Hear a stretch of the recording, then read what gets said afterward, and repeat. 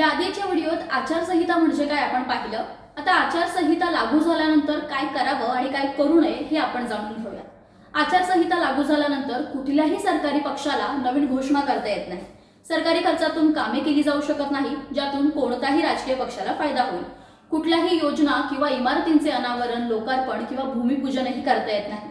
निवडणुकीच्या प्रचाराचे मंच म्हणून धार्मिक स्थळांचा वापर करता येत नाही। मंत्र्यांना प्रचारासाठी सरकारी वाहन, विमान किंवा इतर वस्तूंचा वापरही करता येत नाही। मतदान केंद्रावर विनाकारण गर्दीही जमवता येत नाही। मतदानाच्या दिवशी दारूची दुकाने बंद ठेवली जातात। निवडणुकीच्या काळात दारू आणि पैसे वाटण्यासही बंदी आहे। उमेदवार, राजकीय पक्षांना सभा, संमेलन किंवा रॅली काढण्यापूर्वी पोलिसांची पूर्व परवानगी घेणं आवश्यक आहे।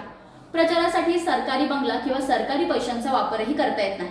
कुठल्याही व्यक्तीकडे 50,000पेक्षा अधिक रोकड किंवा 10,000पेक्षा अधिकचे गिफ्ट सामग्री आढळल्यास त्यावर कारवाई केली जाऊ शकते। मंत्री सरकारी खर्चावर होणाऱ्या धार्मिक किंवा सांस्कृतिक कार्यक्रमांचे अतिथी म्हणून सहभागी होऊ शकत नाही। निवडणूक प्रचारादरम्यान कोणत्याही व्यक्तीच्या घरात किंवा कार्यालयाच्या परिसरात किंवा भिंतीवर त्याच्या परवानगीशिवाय कोणतेही पोस्टर, बॅनर किंवा झेंडे लावू शकत नाही। आचारसंहितेच्या या सगळ्या नियमांचं उल्लंघन केल्यास निवडणूक आयोगाकडून त्याच्यावर कडक कारवाई केली जाते। संबंधित उमेदवाराला निवडणूक लढवण्यापासून रोखलंही जाऊ शकतं।